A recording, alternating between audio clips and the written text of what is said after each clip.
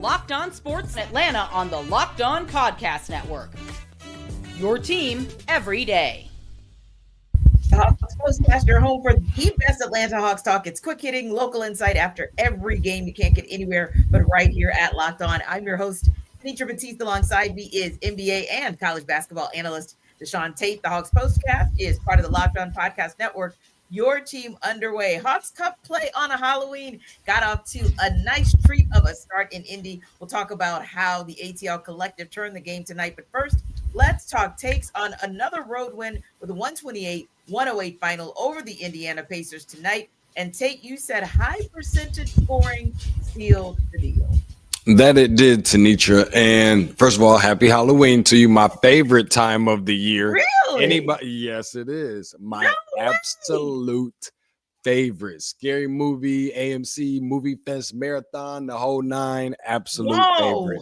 Yeah, matter of fact, I'm going to turn this light on because I actually thought that, I don't know, I was getting into my Halloween mode. Nonetheless, it's looking spooky over there. I know. Okay. I'm trying to get it together. I don't know. The lighting is a little bit weird. I'll figure it out here in a second. What actually looked spooky to me was the defensive side of the ball for the Indiana Pacers on tonight. And I know that they've lost, 5 out of the last, 5 out of the 7 players that were leading scorer for the team from last year. But I will say that this is yet still an Atlanta Hawks team that took care of business from a standpoint of the putting up the highest percentage, scoring attempts on tonight. I thought that part was probably one of the more impressive things that they really could have done.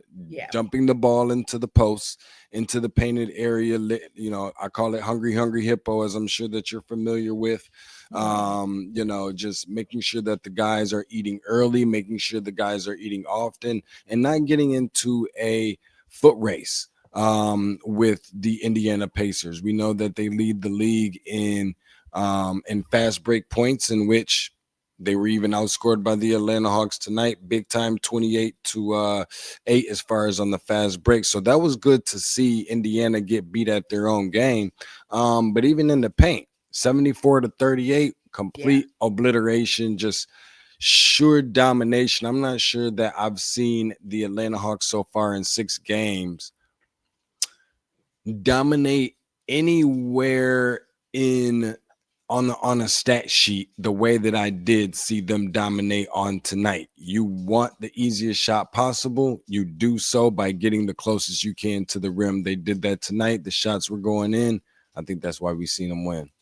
Yeah, I think that a couple of things, like you said, just dominating points in the paint, just almost doubled what the productivity of the Pacers were. And granted, as you mentioned, no Tyrese Haliburton. We know he's done for the season. I'll talk about that in a minute. No Miles Turner off to the Milwaukee Bucks. But again, all the Hawks can play is the team on the court. No different than all the Pacers can play is the team that the Hawks put on the court. So that's just kind of how it goes. But ultimately, I think that a number that we talked about for the Hawks to maybe close in on, I think they did another fine job of that. Offensive rebounds, only allowing 18 from the Pacers, but more importantly, only allowing 22 second chance points off of those offensive rebounds. And defensively, we know that we haven't seen their best game just yet, but at least a little bit more closing out and even causing not just 12 turnovers, but able to score 19 points off those turnovers. And that's what I call kind of like that, those bonus points, if you will, similar to what you can get at the free throw line, which they needed because they didn't get any favors. Like the referees did not do them any favors, especially in that first quarter where literally they were called for foul 23-8. And you're thinking to yourself, okay, what's really going on here? But sometimes on the road, you can't quite get what it is that you want or need from the referees. But again, a maturing Hawks team, a Hawks team that understands just keep your head and keep moving is what we saw tonight. And that's why my take was survival of the fittest, which favored the Hawks, because again, the Hawks can't help who was on the floor for the Pacers. That's right. Any more than they could help who was on the floor for themselves, because of course we know that just due to some technical difficulties with Trae Young getting out of New York, unfortunately, he wasn't able to get that MRI when he wanted to. So that MRI just took place, I believe, earlier this morning.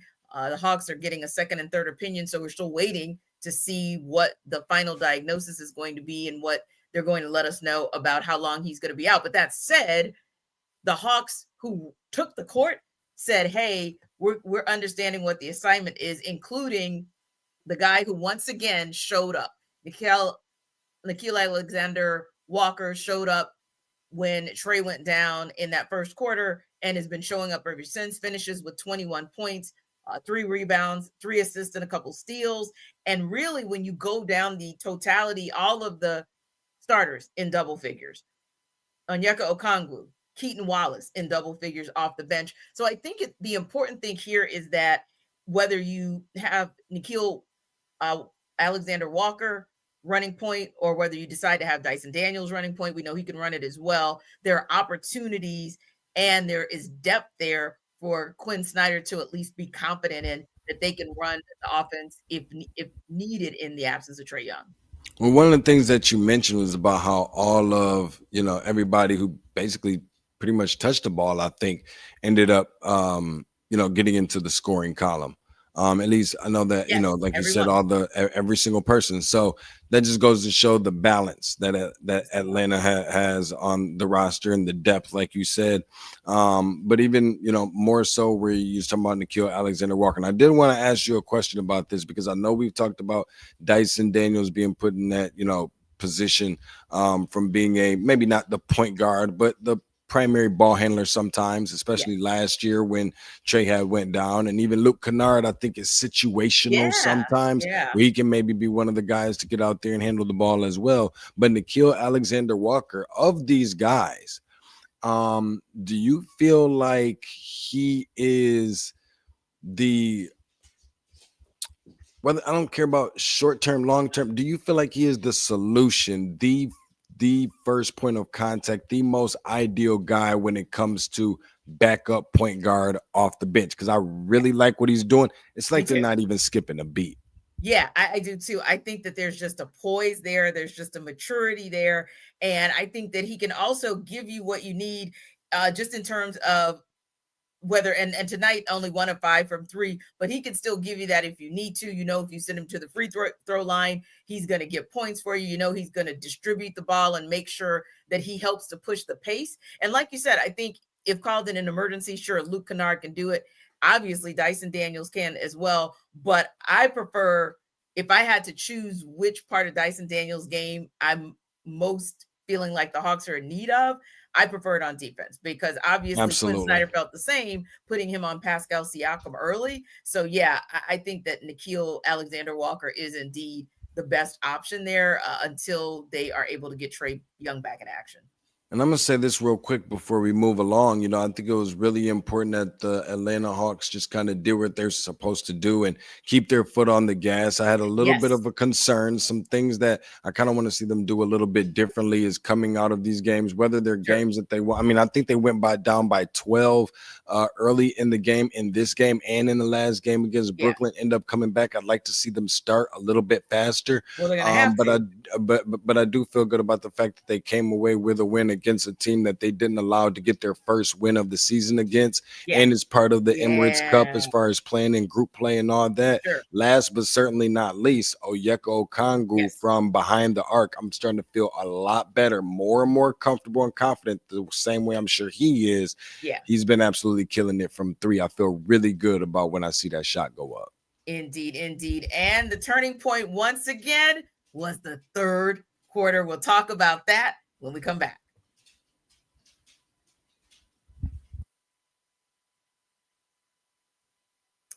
This episode of our Hawks Postcast is brought to you by Robinhood. Your ambition just met its match. With Robinhood, you play for the win, not just on game day, every day, locking in on every opening, beating your PR, beating it again. Channel that drive into your money. Robinhood puts you in control of your money. Trade stocks and ETFs, options, futures, and crypto all on one platform. You can now build and execute your own trades from a desktop with Robinhood Legends advanced tools, or take advantage of the new Robinhood strategies with a tailored portfolio matched by a team of experts. You expect more from yourself. Expect more from your money. Get started today at Robinhood.com/yourmoney. Again, that's Robinhood.com/yourmoney. Your money, your move. This episode of our Hawks Postcast is also brought to you by DoorDash.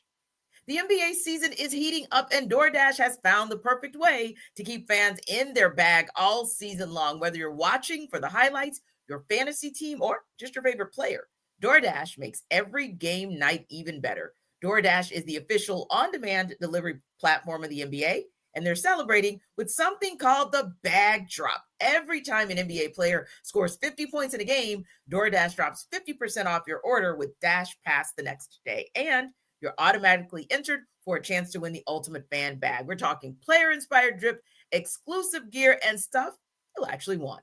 So next time someone goes off for 50, use promo code NBA50 the next day to get 50% off on DoorDash with Dash Pass.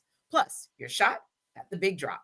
Dash Pass members only, 50% off up to $10 the day after a 50-point game with promo code. Terms apply. No purchase necessary. Ends April 13th. Open to U.S. residents 21 or older. Visit DoorDashInYourBag.com for full details. DoorDash, in your bag all season long.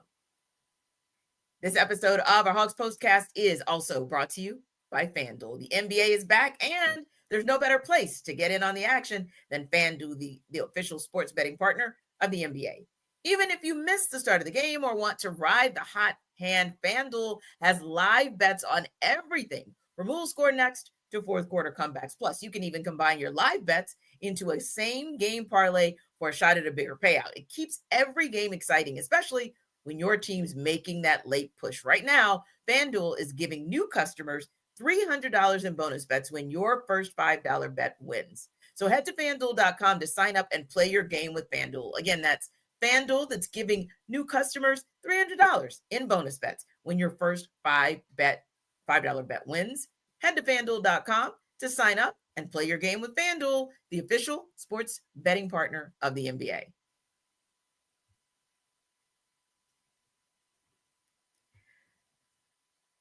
So, DeShaun, we know that the Hawks kind of started this game rough, and then they battled back, and they were able to take a 4-point lead into halftime, but it was what they did to start the second half. That was the turning point.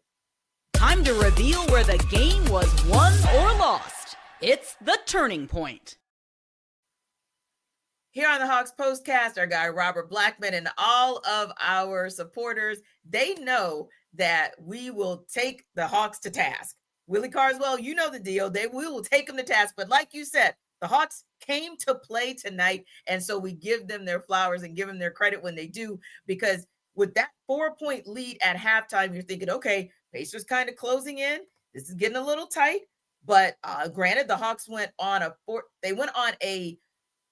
off with a 10-2 run. Then that run ended up ballooning to 22-5 in a quarter where Jalen Johnson had already notched a double-double. And that 22-5 run really not just being there on an offensive side of the ball, as you mentioned, taking those high percentage, those effective quality shots, if you will, but also limiting what the Pacers were able to do in the quarter. And that was really the turning point of this game. I think that there were just really so many similarities beyond just the end result in this game in comparison to, in addition to, the last game against Brooklyn. One of the more surprising things about this team is that they've been shooting it so well from the field. That has been actually kind of surprising to me. Even in some of the losses, from that standpoint, I think has even been really consistent. But stringing together some second half, stifling defense where they've been kind of defensive anchors, hanging their hats a little bit, stepping it up, coming out of the break, I think is kind of where you've seen everything kind of come together for them. When you're talking about, what the ultimate turning point was, trying to go out and get the run going. I see here at a particular point in the game where Indiana was held scoreless coming out of the break for about 3.5 minutes. Yeah. At that point, Atlanta had went on a 9-0 run. Of course, Zachary Risachet had stepped his game up quite a bit. We talked about everybody else kind of seemed like they're stepping their game up. We haven't been talking about him nearly as much. And I know things are going to look a little bit different sometimes on your second year. You're not going to surprise very many people. The opposition is going to do their homework and make some adjustments, but it was good to see him come away with a dunk during that stretch. In addition to a big time 3-pointer that he had hit and converted on as well. But then you turn around and see that Indiana had went scoreless without a single field goal for like 5 minutes during that same stretch that you're talking about. Atlanta had went on a 13 consecutive point run during that time. 0 points in the first half for Zachary Risachet. By the way he finished off that, I think he played such a vital part in the run that they made during the same turning point that we're talking about. By the way, that third quarter, 34 points for the Atlanta Hawks, Indiana 17. That told the whole game.